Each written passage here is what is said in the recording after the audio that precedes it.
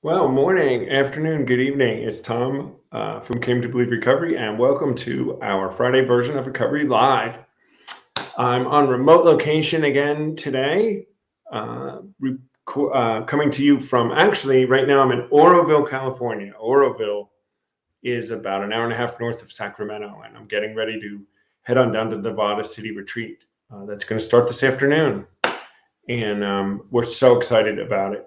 This is the second retreat in 2 weeks in California and the fourth retreat in 3 weeks for Came to Believe Recovery.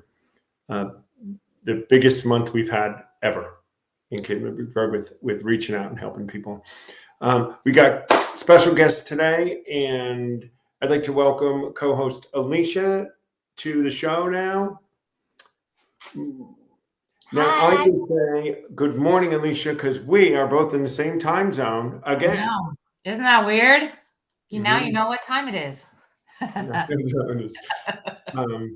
When we were in Loma Mar 2 weeks ago, Alicia and I were actually together up at the retreat center when we were broadcasting. But today she's down closer to the retreat than I am right now. So we'll be meeting up later this afternoon to rally the team and get everybody ready and greet all the newcomers. I know I'm really excited, Alicia, with the 40 some odd first timers coming to this one. Yeah, I'm excited. And I'm excited to be in that environment again because that was my very first retreat at Nevada City last September. So it's going to be awesome to be in that space again and being on the other side. I'm excited. I know you're like a different person. I was there. Yes. Yeah. And we'll talk more about Alicia was sitting in the front row. Yeah, that's right. We were. I was just watching and curious. But, I was talking to somebody, actually, I was speaking with Steve Foreman yesterday, and we were talking about the attendance at retreats as of late. And we've had a shift about 8 or 9 years ago, Alicia. The retreats had, I don't want to say they'd gotten stagnant, but they were full of repeat people. And we would have retreats that would have 30, 40, 50, 60 people with only 10 or 12 newcomers. And they were all retreats. And I remember Steve and I used to say, geez, we keep having these retreats. They're just for us. Which is not a bad thing, but. Well, when our mission is to end addiction, we need to be reaching out. So yeah. I believe, and this is great that we're going to have Tim Anderson on with us today. A lot of our efforts behind the scenes have been to try to reach newcomers and to switch that demographic so that our retreats are mostly newcomers. And we've seen that today. Loma Mar was there was only 10 or 12 of that 60 that had been to a retreat. Even the Amy retreat now was full of newcomers. The Leesburg retreat had 40 newcomers, I think Steve said. And that's a big switch, especially for Leesburg, who has a big draw of people that come back to Leesburg. So we've really, and I love that we've been able to reach newcomers. It means something's working. We're getting out there, the awareness, this show and the marketing efforts. And I think we're at something like, Tim said the other day, something like 40,000 Facebook followers now, but we'll bring him on in a second. Let's say hi to some people. Taryn's with us. Good morning from the desert. We're in the same time zone as Taryn. And I'll talk to you in a minute about our Missouri trip. Taryn's going to join us, and Carrie Toon is with us. She's going to join us in Missouri, and so is Dale Barker. He's here with the team, and we'd love to talk a little bit about that. I know we're going to talk a little bit about where we're going in the future. Jonathan Klein from Long Island. We haven't seen you in a while. Hi, Jonathan. There's Autumn. She's down there from Florida. It's great to have everybody with us. This morning, we're going to have a great conversation. So what's your most exciting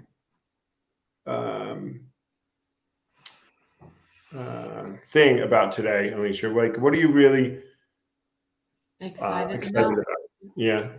I'm excited to be in Nevada City again on the other side and to see the girl that I met there, Terry Bruns, is going to be there. And I haven't seen her since last September. She's going to be a small group leader. And then the new people too. It's just, I'm excited. And Friday is always neat to see how people are acting and looking. And then you see them on Sunday. And Yeah, it's fun. The whole thing. I love the whole thing. All of it. And, I'm excited. Let's go. would you have even imagined last September when you were sitting in the front row that you would be doing this less than a year later? Well, to be honest, it was planted for sure because I was watching you speak and I was watching other people and it was like, I want to do that. I didn't know if it would happen, but I'm like, I want to be up there. And here I am. God had a plan. And I felt like it was more than just me. I was like, oh boy, this is going to happen. And it's happening. Yeah. Terry Wade joining us from London. So we've got across the pond with us today. Terry's one of our really, really active leaders in the UK at retreats. He's fabulous. And for all of you joining us, and if you have no idea what we're talking about and what we do at Came to Believe Recovery, we present recovery retreats where we take people through the program of the founders, the way the guys did it back in 1939, the way Dr. Bob showed Clarence Snyder and Clarence showed Steve Foreman, who is one of our founders, about going through the steps quickly. We do it in a weekend, guys. Yes, we do. 1 through 9 once, and then we live in the go on 10, 11, and 12. We hear it all the time when people come. They say, what, Alicia? Why didn't anybody tell us this? Right. And we watched lives change and people launched into something that they were never expecting after a weekend. And we're getting ready to do, so we're excited because we know what's going to happen, right? Everybody from the drunk that walks in, somebody walks in drunk, to somebody who's been struggling and working programs for 20 years and have never experienced the freedom. And they walk away freedom. And that was kind of your category in the show a little bit, right? I was just going to say, yeah, because I was already sober for a while, but I was in the routine of doing step studies over and over and over and over again, which I thought was how you do it. And I wasn't claiming recovery. I was saying, I'm recovering, I'm working on, and which I still felt freedom. I did. I don't think I was really struggling, but what a difference now. It's like subtle, but huge because it's a whole mindset and a way of being and living and believing like, wait a minute, I'm recovered. And it's just different. It's totally different. Yeah.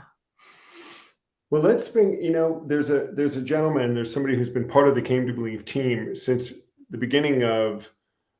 very beginning of when we became a nonprofit, and we're getting ready to take this leap and are responsible for a lot of what goes on behind the scenes with us in our marketing. And so why don't we bring Tim Anderson on with us today?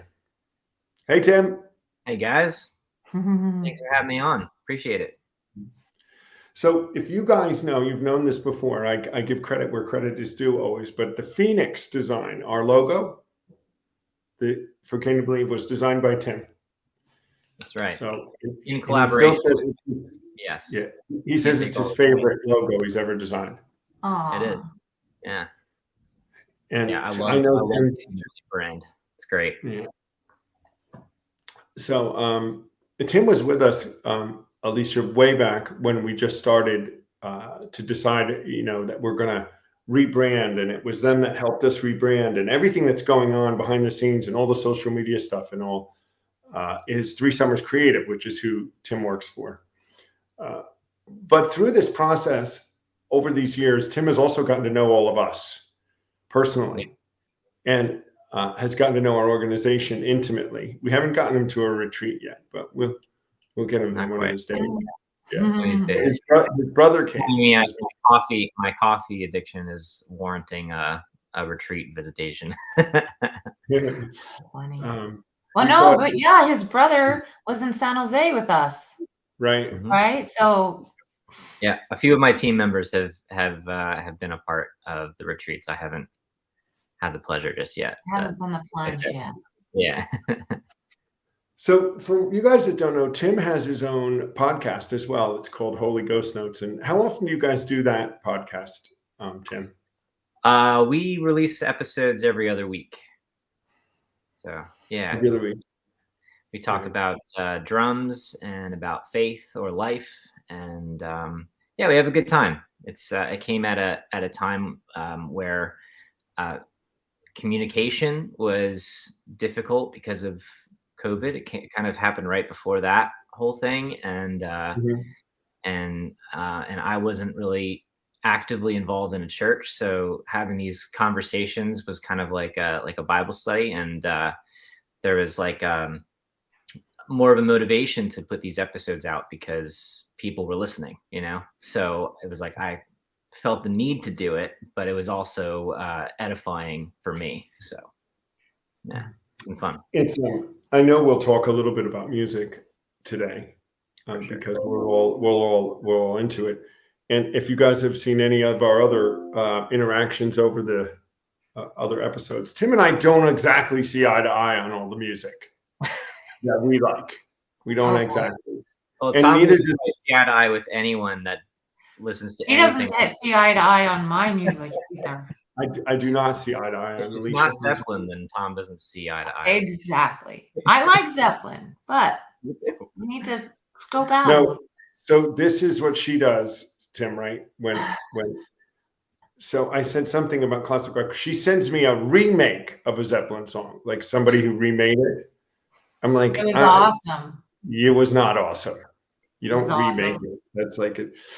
Anyway, I mean, it is interesting that we all, go to a beat of a different drum, I guess. Yeah. And what moves me doesn't move others, but what moves others doesn't move me. But music is such an important part of everyone's life, I think, especially us three. I know you and I, Tim, as kind of musicians at some level. You're much better than me, but I try. Guys, today, look, let's see who else. Sue Foreman's joining us today. Sue says, Tim, we could put your podcast info in the chat. That is good, Lisa, if you can get that Holy Ghost notes in the chat. Great comment from Carrie Toon about her first retreat experience. Anna Branson's with us today. Hi, Anna. Did we get somebody else from England? So we got a good audience here today. Tim, it must be you bringing everybody up. Yeah, I'll take the credit for that. In the past, what we thought today, guys, and because really we're pre-retreat, Alicia and I were getting ready to go to retreat, but there's so many things going on right now with Came to Believe Recovery, the future, and so many things that have gone on that we thought, and Tim has been with us really through this whole process, that we would let Tim kind of interview Alicia and I today. And so I'm going to kind of turn it over to Tim and let him kind of interview Alicia and I. And we certainly will take any guys' questions and comments as things are going along. But we're just going to kind of have an open conversation about everything that's going on and has gone on. So, Tim.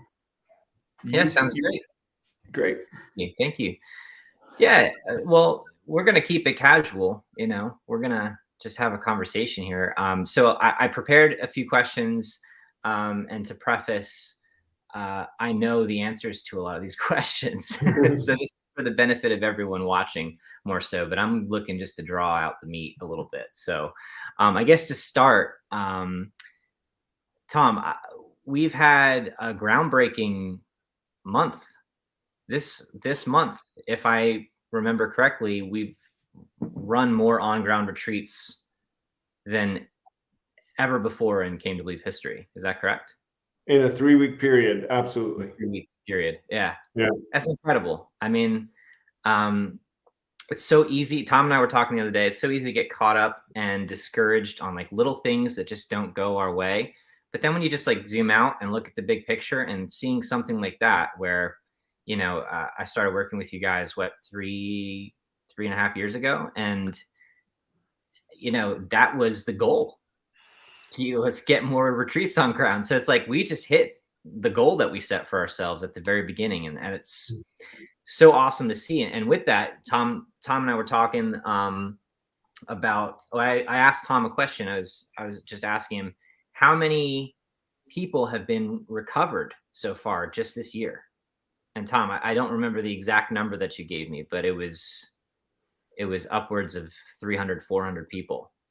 Right. I mean, it's like 200 and it's like almost 300, 280 just for these 3 retreats in these last few weeks. Oh, just for the last. Yeah. Right. We're at about So, I mean, 60 times 4, about 250 in yeah, just the last 3 weeks, and then we've run a just the couple of last retreats before. Yeah. Mhm. So, I mean, people's lives are changing forever. Mhm.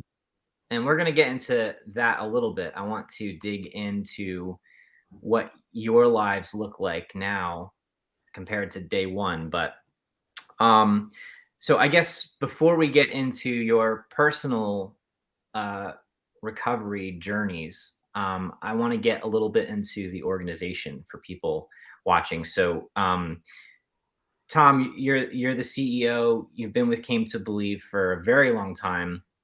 Alicea, you're a more recent addition. So you both have different vantage points completely of the growth of the organization thus far. And I'm curious just to get both of your perspectives. So whoever wants to go first, I just want to hear like, how do you feel from your perspective, this journey has gone?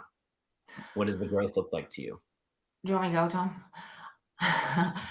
My first retreat was last September, so it hasn't even been a year. So I didn't know any different. I thought they do these all the time and I want in. I want to learn, I want to volunteer. So, but then the more I learn and the more meetings I'm in and more I volunteer, I'm seeing like, oh, they're in a growth transforming motion. And then I'm like, awesome, because if I can be a part of that, then I want to do that too. But me coming in so late, I didn't know that 3 retreats in 3 weeks or whatever wasn't normal. Yeah. I'm like, yeah, let's go. Mhm. So I'm a little naive, I guess, but I'm learning as we go. So I'm interested actually to know, like, because I don't know the full history of the past. And if you weren't doing retreats, like, what were you doing? So that's my part. Yeah, I'm excited. Yeah, there's big things ahead. Yeah. I love that you say, Alicea, that you feel like you're late to the game when I feel like you're on the ground floor Mm-hmm. with Yeah. where we're going. That's right. You know, the startup team at City Teams, that's the first time we did that. You came to that. The startup team in Missouri that you're coming to, it's the first time we're doing that. So you're not late to the game. But just to give you guys some perspective, I think that's great, Tim. It's a great question. When I came to Believe, my first, when there were only 3 retreats in the United States. It was Amory, Wisconsin, Florida, and Schooley's Mountain. And at that time, all of the kind of founders, Jack Rapp and Steve Foreman and Dale Morfitt, and even Grace Snyder, who was alive then, was going to all the retreats. So that was how it was back in the 90s. There was only 3 retreats. They were independently run. They were very local and very much depended on these 3 founders, the guys that were sponsored by Clarence. So it had a really strong connection right back, but that's all there was. There wasn't any more. So as the 90s went on, things grew and people were coming to the retreats and then starting others. We had a big spurt in the mid 90s where we added California, and we added Tennessee, and we added North Carolina, and we doubled in Florida, and then we added New York on Long Island, and we started to expand all around. And then we were expanding in the UK at the same time, Tim. When Paul Doyle took it over there, and that came to like 8 or 10, where we got all the way to this place where they decided to create the nonprofit and write the legacy guide, which was in 2005. And that was out of the need for seeing how big it was growing and also the challenges, Tim, and how the challenges of getting it to grow more. And that without some organization, without a little bit of quality control and a little bit of consistency, it probably wasn't going to grow. And the legacy might get lost. So Steve, Sue, BJ and Jack, and Dale and Carol wrote the legacy guide, which was to memorialize what Clarence had told them to do. And the idea behind that was to have the legacy stay until ever. Now, Sue is going to correct me on dates and stuff. I can see her in the chat room. I bet. She's typing. Great question. She's doing it. Oh. But I think it's pretty rich. She was there too, 30 years of retreats in 2000. So we did have a lot of 35 retreats in the early 20s. So what we decided to do, Tim, and this is where you come in, when we did decide we wanted, the idea was we were going to try to spread this message everywhere. We were going to go big. We rebranded, and then you came in. We brought on Lisa behind the scenes. Hi, Lisa, who's here behind the scenes. And then we brought on Casera here recently. And we've started to develop all these new processes and outreach to begin spreading the retreats in ways, Tim, that we've never did before. Yeah. I've so enjoyed being a part of this process, and just looking at things now. I mean, I really do have a full picture of growth. Like the amount of growth that I've seen in 3.5 years is crazy, because the first conversations, we were bringing these marketing ideas and there was no business development to support those marketing ideas. It's like, well, how do we sustain that? How do we do this? You know, so like there was so much work that was put in just to like aligning everything and getting all the retreats underneath the brand of Came to Believe Recovery, and just to see it now, I mean, it's just a testament of lots of hard work, lots of patience, lots of love for this program, and it's really just an honor for me, a privilege really to be able to see how many lives are being changed from the simplicity of just the program. I mean, what we're doing is just getting the word out about it. That's it. The program is the program. The program works. That's what's changing lives. You know, so I just, yeah, I'm just kind of a fly on the wall, and I love it. You know, these ideas or these opportunities, Tim, that have come, which is reaching a bunch of these newcomers in our new markets, and our ability now to, it looks like, send startup teams and be able to go and actually open in new markets. Remember when we talked a couple of years ago about how are we going to open in new markets? Yeah. Right. How do we send a startup team in? How would that even work? Yeah. How do we, you know, and now we're into doing like our third one with the Indiana, Missouri, and what we've done in California. Outside of just what we're doing in Nevada City, this was a startup when we came to Nevada City. And the same thing we did in Oroville when Dale and I, Marsh did it. It is exciting that the processes are working and the startup teams are coming, and we're spreading into markets where we have no champions, where nobody heard about us before. Yeah, that's right. And like we said, like when you're in the trenches and you're just hitting wall after wall after wall that you have to break through, sometimes you don't see everything that you've done, all of the walls, you know, prior that you broke through. So my summary of the last 3.5 years is just like dreams being realized. All of these things that we've talked about as a possibility, or like, let's work towards this, we've hit those goals, you know, and it's exciting. It's really exciting. So with that being said, I want to kind of shift focus a little bit to you guys personally. So we're talking about lives being changed. What does that look like for you guys? Like, so what's the progression from day one you identify as recovered to now? What challenges have you faced? What's changed since day one? I just want to hear what's maybe not your full story, but from your perspective, what does that look like to you guys? Who starts, Tom?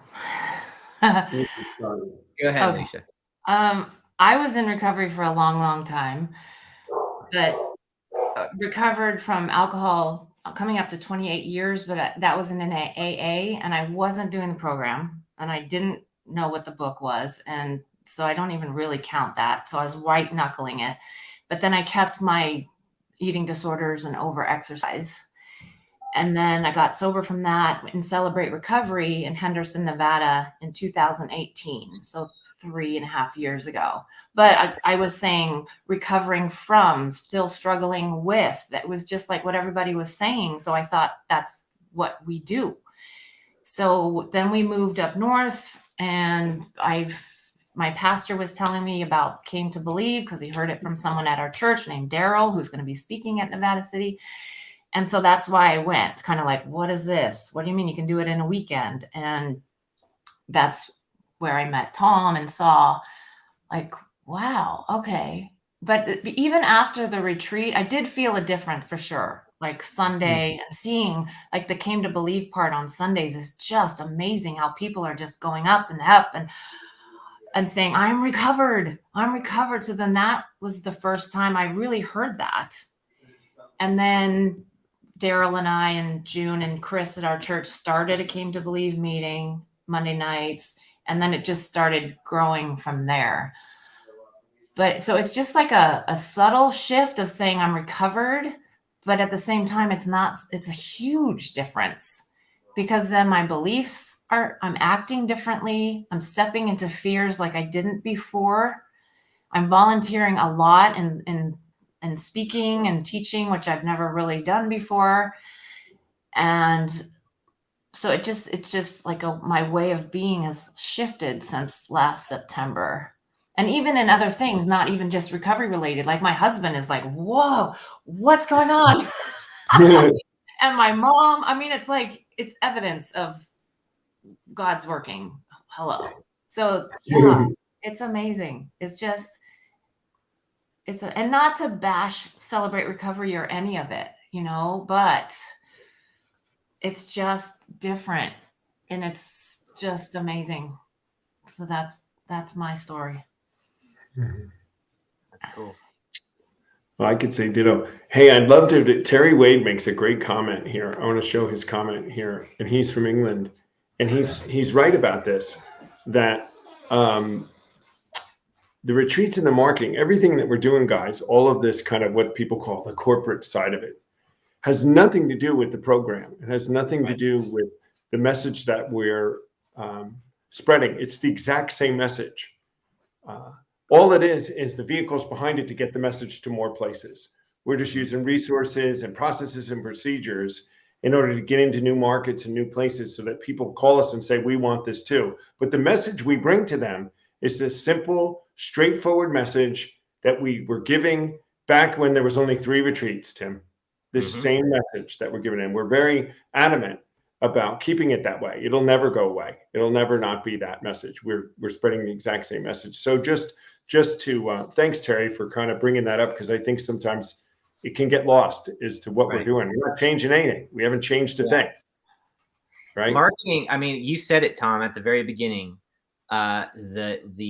The one question that you always get at the end of retreats is, why didn't anyone tell me about this? Right. That's an awareness issue. I'm not changing the program. I'm not changing how you guys do anything. I'm just making sure that people know about it. That's it. Right. They've never made a comment about it. Guys, 3 summers, there's never had a comment or input in the program. And we don't market things that we don't think we can market. So, if we knew it was going to be a flop, we'd be like, nah, it's probably not the best fit. But no, and that leads into the fundraising stuff that we're doing too. We get some people don't understand this, but it again, all it is to support us being able to bring this message. Without fundraising, we would not be going to Missouri to reach people that need to hear this message. And that's all the money does, is get the message brought to people to save their lives. And so we're going to keep going for it. We're not going to apologize for it to keep this effort going forward. It keeps Lisa behind the scenes. It keeps Casera behind the scenes. And without them, honestly, this stuff wouldn't happen. Yeah. So without you, Tim, without these things going on behind the scenes, these people's lives in Missouri wouldn't be touched. The people in Indiana wouldn't be touched. I dare say Alicia's life wouldn't be touched if it wasn't because of the efforts of us and things that we've been doing. For me, Tim, what I love to hear is people will look at me sometimes after I tell some of my story, which I tell very little these days about the past. And they say, I can't picture you that way, Tom. I can't even picture you drinking. I even think you have said that in the past, Tim, that you couldn't picture me as this person. I don't think we recovered, Tom. Yeah. Yeah, that's a huge compliment. And it's a huge testament to what the program can do and what we preach 10, 11, and 12, right, Alicia? We're going to do it from the top of our lungs this weekend to these participants, that you can live in the go, and living in the go means a successful life. Since I recovered, I changed everything, Tim, all the failures. I failed at everything in life. I wasn't good at anything. And now I'm just growing. College degrees and things like that. I've built up all these boxes I've checked off that I hadn't checked off prior to, that have just added to my self-worth. It's added to my ability to be able to reach more people, to have more message, to have a more fulfilled life on every level. And it's all because we did this simple program I did way back and sat in a retreat over a weekend, just like we're going to do this weekend. It all started there, and it's still growing today. That's so cool. So what are some challenges that you faced? Obviously, I would love to say once you're recovered, it's just smooth sailing the rest of the way, but I know that's not the case. So what are some challenges that you faced, and how have you overcome those since day one of being recovered? I'll go first, sorry, Alicia. I think for me, one of the things, and our program talks about it, Tim, is not regretting our past. So what I find sometimes is, I came in when I was 42. So I'm way behind the 8 ball on a lot of things in life, and a lot of opportunity has gone by, and I'm 58 today. And, my friends are retiring, and they all have retirement homes, and they're going down the beach, and they're doing this and they're doing that. And that's not me, right now anyway. I haven't had a Wall Street career since I was 22 that allows me to have that freedom. So I think a challenge for me is just to stay out of regret, and to Tim, to actually fix some of those things. Because, I got to walk this talk of living in the go, and to say those things that I didn't have, which are just things, but things about securing a life, securing a retirement, securing an ability to continue to spread this message and figure on, what am I going to do in the last 20 years, even a relationship, if I was ever to get in, that all of that stuff becomes a challenge when you start your life in your 40s.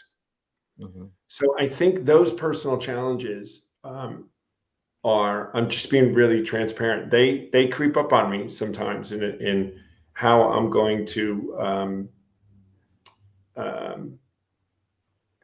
what's tomorrow going to bring, Mm-hmm.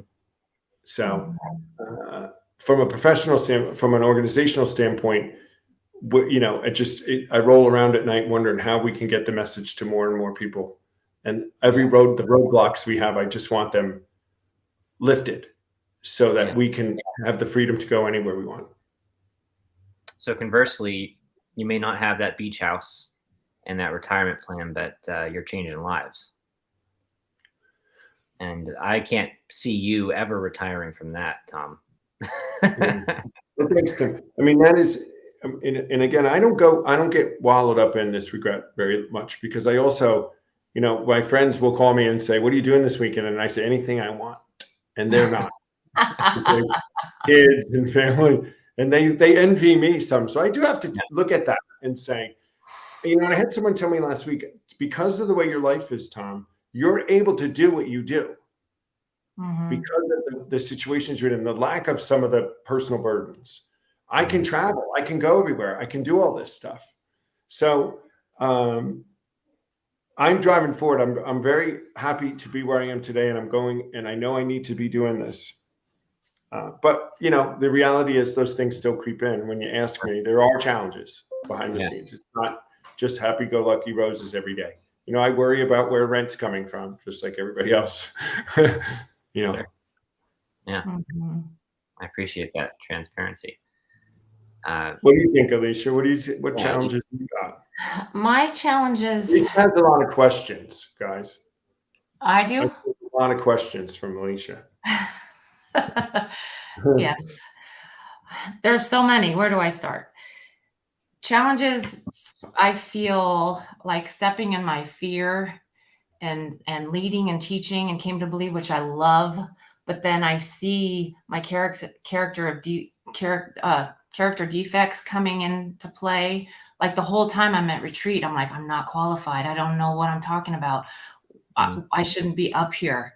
So those things still come in. And then I feel like,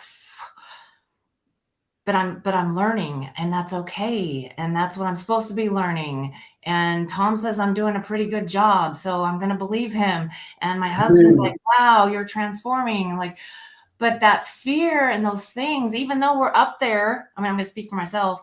I'm just as fearful as them sitting out there. I feel maybe it's a different fear, but I still struggle. And then I feel like as a leader, volunteer leader, I want to exemplify and be an example to them. And then my fear comes in, like, how can you be an example if you're just as scared as they are? So I have that chatter in my head, but I just like, that's part of the process, right? And then I feel like I'm teaching this. I'm saying the words of how to deal with myself to them, but sometimes I'm not following it myself.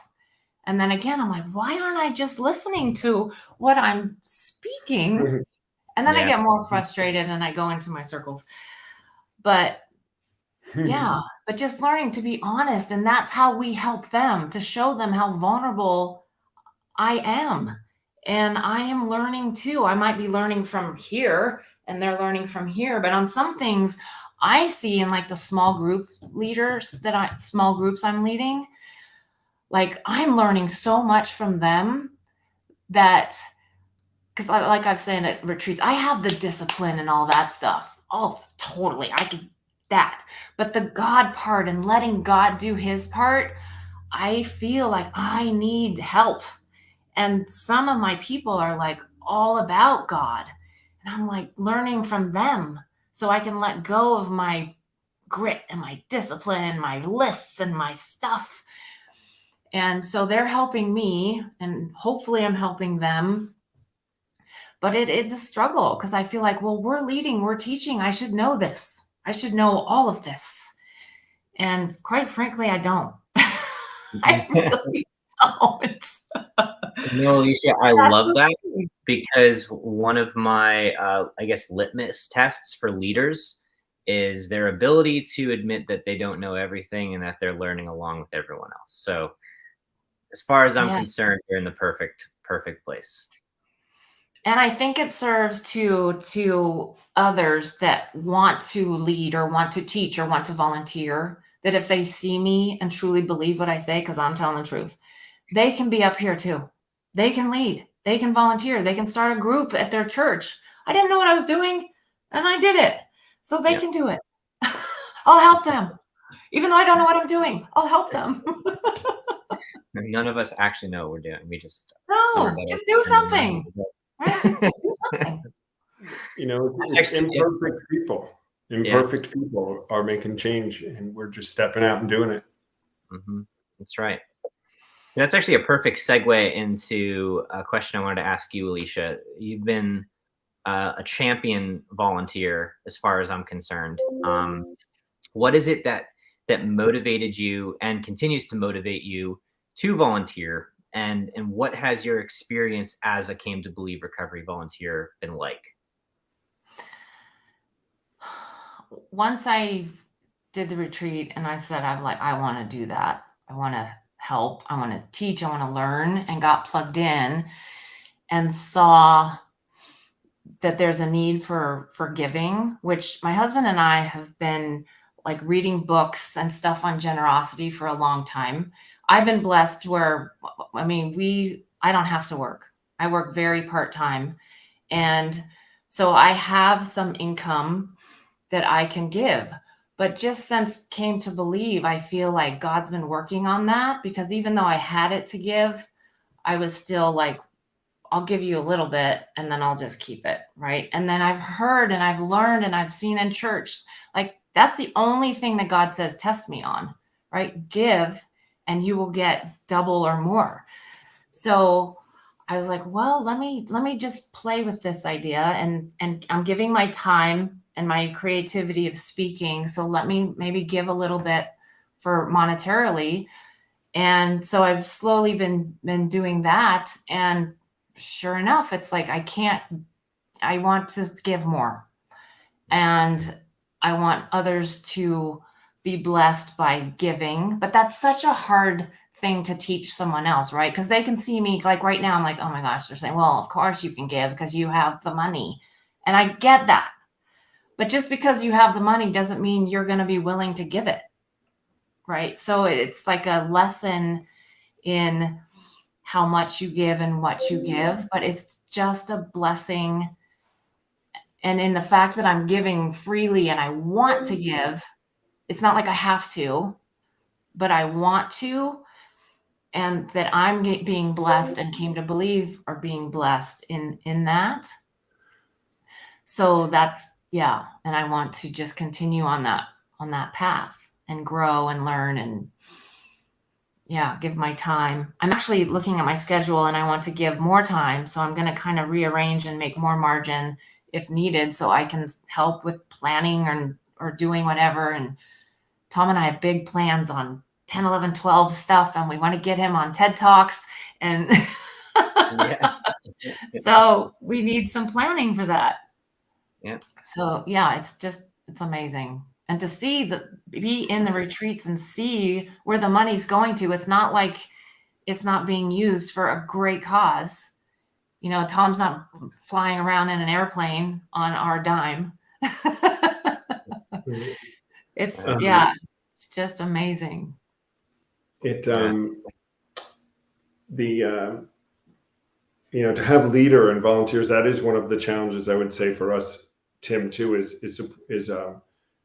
supporting our leaders at the local level, and even at this Alicia's more of at a regional level than we've had. And this is one of our dreams, right, Tim? We talked about having regional leaders, and we have others here in California that are stepping up in this level. And Alicia's put her time in more than anything to get expertise at it and work with Lisa behind the scenes and actually take on roles, like administrative roles, to work with us way beyond just coming to the retreat and speaking. Just so you all know, Alicia does a lot more for us behind the scenes and is now going to begin helping train people on fifth steps and come and do. And one of these days she'll train speakers. And, this is one of those other things that we need is a crew of the next level of leaders, volunteer leaders, to step up to help us spread the message. Mm-hmm. Yeah. Volunteers are really important. And Alicia, I mean, you're the type of volunteer that has my team wondering, did Came to Believe Recovery hire another internal person? Like, who's this Alicia? What's her position? It's like, no, she's a volunteer, but she's like 100% in it. So it's been awesome working alongside you. And there is definitely a need for volunteers. Tom, tell us a little bit about how someone could go about volunteering if they have the desire, and how it could benefit them and others. Well, that's a good question, Tim. We really do. We would let anyone, that wants to volunteer for us, if they want to reach out to Sarah at cametobelieverecovery.org. Lisa just put that in the chat. She's our volunteer coordinator, so she'd be happy to get your information and get you plugged into the system.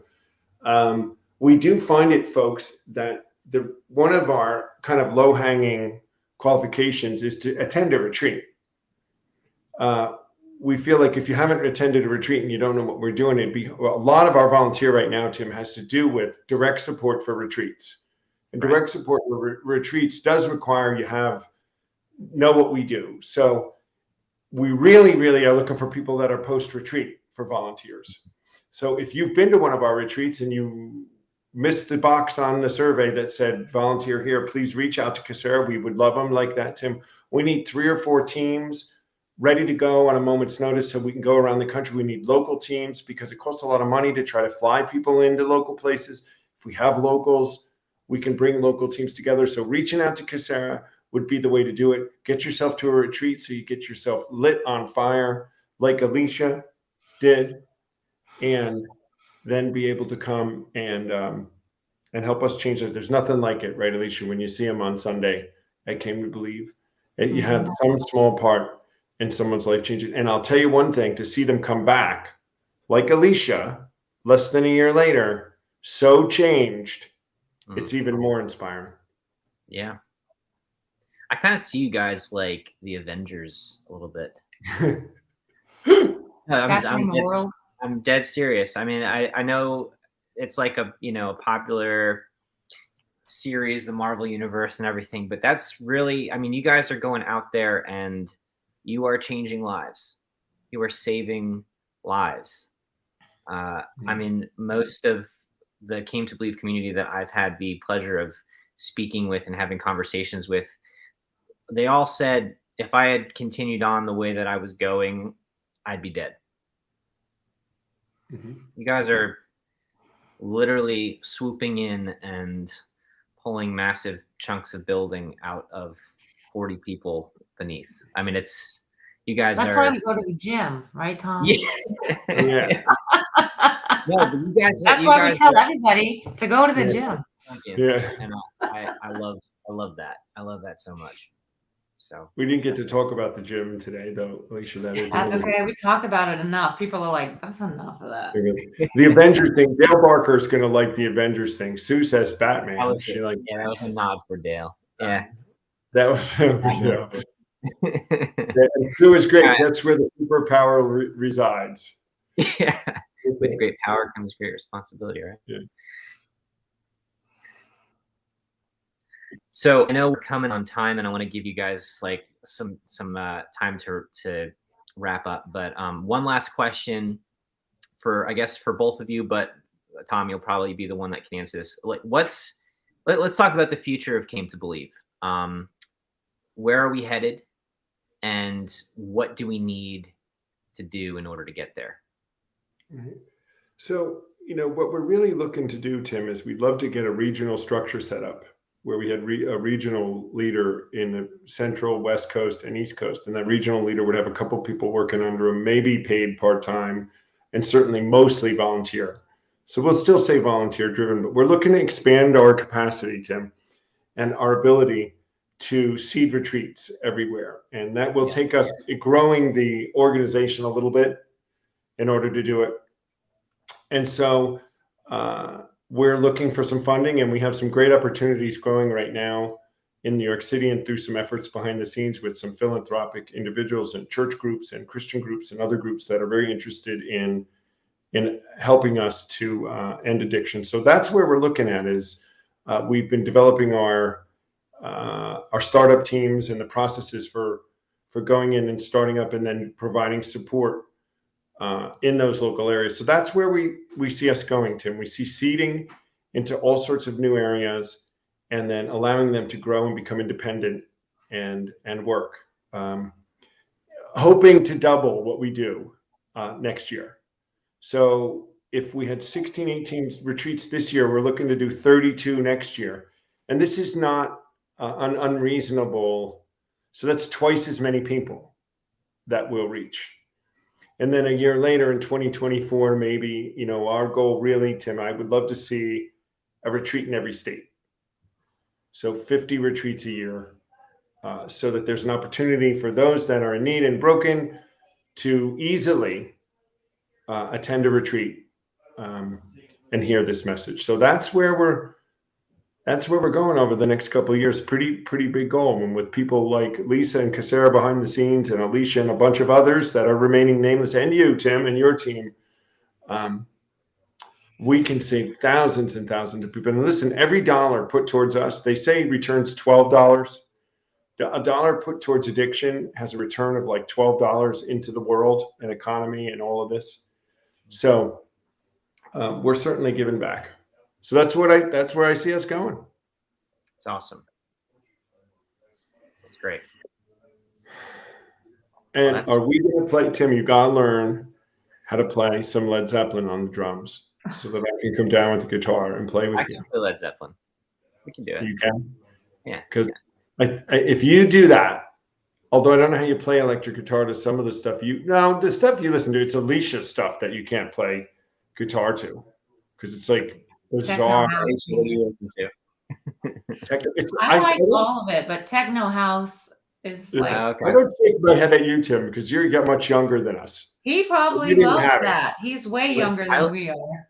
I have a very eclectic taste, so I love everything. I've gotten into. I was actually really big into like Dean Martin and the Rat Pack for a while. Had a stint there, and then I was in the '80s with like Huey Lewis and the News, and but my heart is with pop punk, which was like '90s heyday, you know. So my favorite band's the Beatles, though. If I'm gonna choose one, I'm going with the Beatles. All right. Well, thanks for coming on today, Tim. We'll have you on again, I'm sure, as our future. You're with us behind the scenes, so keep up all the great work. Huh? Natalie Veronica. Oh, there's Natalie. Yeah. She has to. If she puts a chat in here, right, Tim? I can't get her phone number because it's not like a text. I think at this point, it's you're fighting an uphill battle with the phone number, Tom. That's an inside joke. Nobody's gonna get that. She was in the back of the car coming back from California, and she had her phone in her hand, and she goes, "All right, Tom, what's your number?" She had her finger on the thing to text me the number, and I made some ridiculous comment to her, and she stopped. She put the phone down, and that was it. Again, You'll never have her number. So, look at that, Dale Barker. Natalie, call me. He has her phone number. Dale does. But whatever you've done to them, Veronica, Natalie, none of them will give me your number. So, anyway, Tim, thanks for coming on today. My pleasure. Thank you, guys. You're supporting us behind the scenes. Alicia and I are going to get ready to go to retreat, but we're going to switch back over now and do our shirt giveaway. Lisa's been putting the comment for the t-shirts. We only have 3 entries so far, Lisa. That's ridiculous. Come on, guys. Let's put that hashtag we covered in so you can get a shirt. And then this time, guys, we found that some people that are winning their shirts, they're not giving us their address. And you got to go into either our private message on our website and give us your address, or email us, right, Lisa? Right. If you email it to Lisa H. at Came to Believe Recovery, once we are finished with the t-shirt giveaway, we can send it to you. Lisa can't send it if she doesn't know where to send it. So we'll give another minute here. Hashtag, there we go. We're getting some now, Lisa. Some recovereds. You know, it's funny, Alicia, to go back and talk with Tim on this, to kind of even think about where we came from and where we're going. It's really exciting because there are some times when we wonder what's going on. Mm-hmm. And to zero back and go, this is what we thought we'd be doing this far. Maybe actually more than what we thought we'd be at this point. We're up to 5. It is exciting.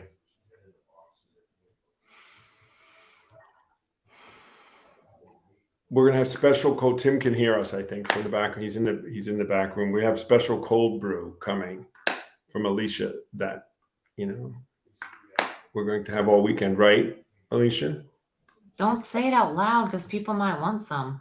It's my secret stash. Yeah, that is true. Okay, what are we up to now, Lisa? I see 3 or 4 more on the thing. We're up to 6, 7. Yeah, let's wait. We're going to give it 1 more minute, and then we're going to close it out. And Alicia and I are going to dash. We're jumping in the car and heading up to Nevada City, Camp Del Oro, where we're going to change a whole bunch of people's lives over this weekend. All right, let's see. All right, let's do it, Lisa. Here we go.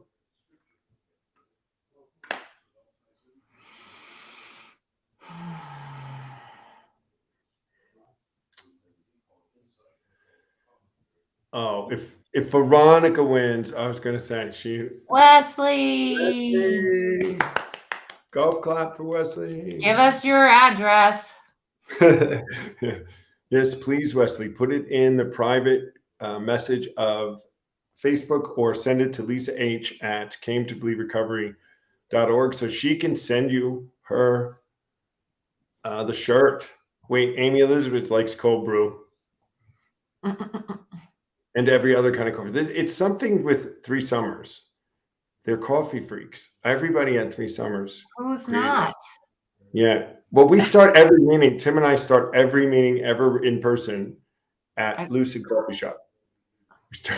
We never go, it's Lucid. And then Lisa doesn't like, we talk, right, Lisa? She's behind the scene, blah, blah, blah. She's like, how much coffee have you two had? Because we put extra shots in. Right? And we go back for more. It's good. Very good. All right, guys. Thanks so much. All right, Wesley, you're going to get your shirt. Thanks, Lisa, for everything you're doing behind the scenes. Thanks, Casera, wherever you are listening, for all the hard work that you did to help us get this retreat together. And the team, Tim, everybody, Alicia, we will see you up there in a couple hours. And we'll see you again next week, guys, on Recovery Live. Here, 9 Pacific, 11 Central, 12 Eastern, and 5 in the UK. Have a great weekend, everybody.